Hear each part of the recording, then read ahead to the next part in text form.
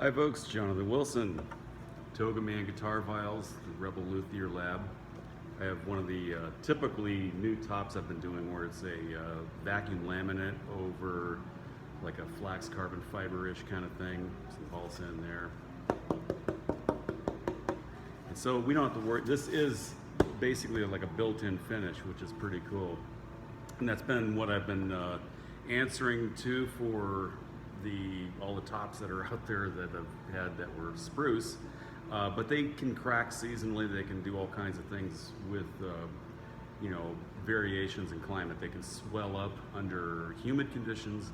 They can also crack and contract, or the other way around, contract and crack.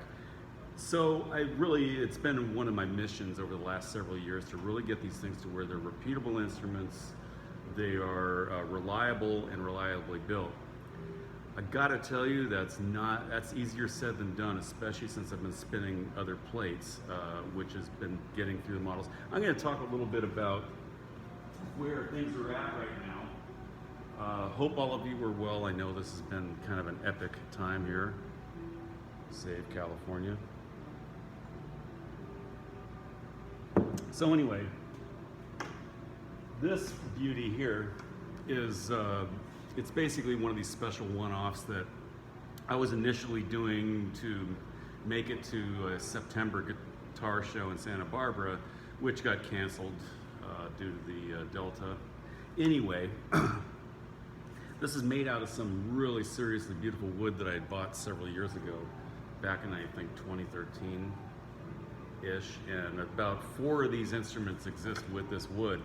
And I had a particular technical problem that basically it came undone, and so I was not able to use it, and I had to go through all this crazy technical stuff to try to get it, to save it and to make it work. Fortunately, I was successful with that. So anyway, this particular one has a gorgeous quilt on it, you can see, and it's just, can't wait to string it up. It's awesome. So this is, by the way, this is what I'd call one of the inspiration models.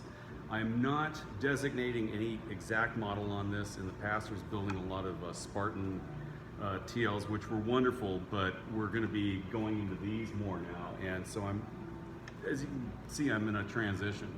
I've had to sort of like pare down the menu, if you will, and answer the question, if I made only one model, what would that be like? And we're gonna go down those answers here fairly soon. But anyway, this is an inspirational. This is actually wooden back and sides.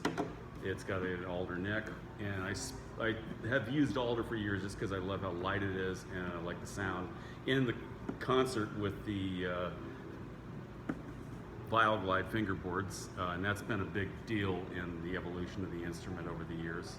And that kind of coincided with the whole fingerboards, and the bridges and all that kind of stuff. So there's been a lot of improvements over the years, and this is kind of stuff that doesn't get to happen when you're in the normal rut of ship, lather, rinse, repeat, and or else, and that's very disruptive to the process of doing all the engineering. And so I've had to sometimes just literally go take a time out, maybe a few months, and just go back and go, okay, what am I really doing? So that we can move forward with the best possible solutions. Things have been really crazy with supply chains and stuff like that, so I'm also, kind of at the ready to adapt with all the new tooling. And with that, we can do everything from carbon fiber, flax, hemp, plant-based resins even. So if we're gonna get invaded by the green ghetto, might as well, be ready for it, man. Anyway, so this is one of the inspiration series. I will be putting these out randomly. They're just slow side burner builds that, as the name implies, inspiration. I'm not taking projects on those. I do have, it's very much like a hybrid fusion model. The hybrid fusion model, the back and sides, I've done like flax and outer wood veneers on them. However, and those are really nice builds. However, I'm having to take some very practical approaches because Truth is, after so many years, I'm actually working solo these days, so that may explain me being a little slow in communications. Apologize about that. It's I just have to batch everything, and I try to respond to emails on the first day. If it's like really something complex, I have to kind of put it into a little waiting batch, and then I'll kind of just crush them. It's just the start and stop kind of thing of workflow can really take a hit on all that stuff. So anyway, I appreciate you guys hanging in there on all that kind of stuff. And gotta have my coffee. Yeah, that's kind of my thing. I should have a TogaMan coffee pretty soon. So what do you think about that? Hopefully some Rebel Luthier t-shirts. This is not one of mine, but I like it. So who knows? We'll have some other little fun related stuff going on here.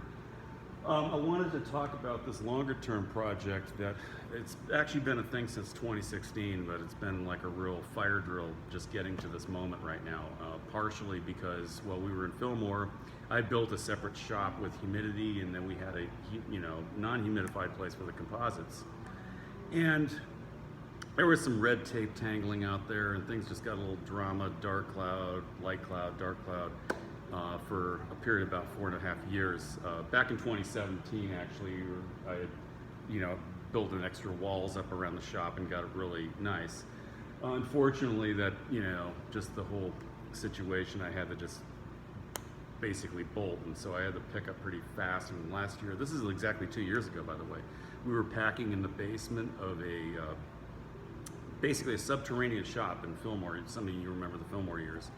And it was during a fire blackout, so imagine having no compressors to blow the boxes off with. So we just showed up here, like on November the 1st, 2019. Then of course, New California 2020 happened.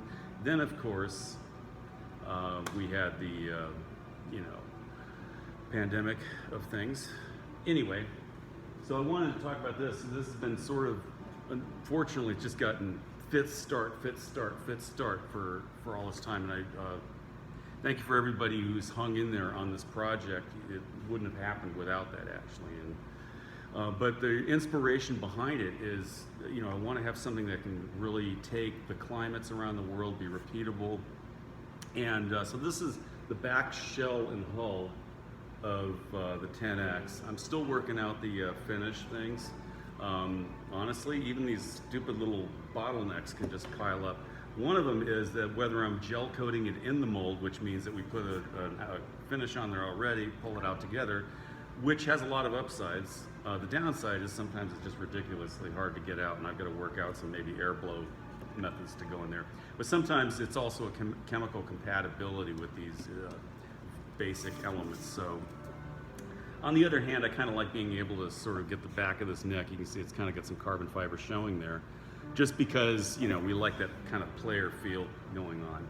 And so I'm going to have some glow dots put on here and put it back. This is really the shop Frankenstein, though. This is not one for sale.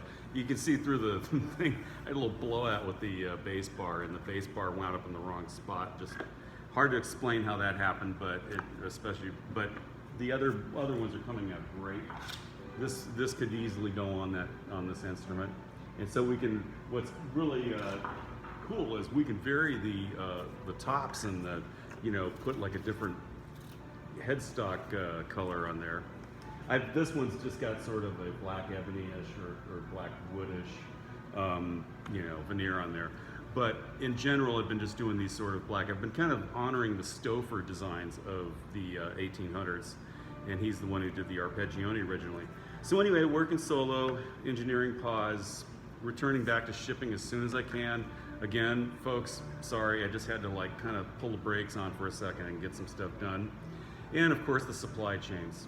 Anyway, I'm moving ahead, you're moving ahead, and we will get through the other side of the storm, whatever it is.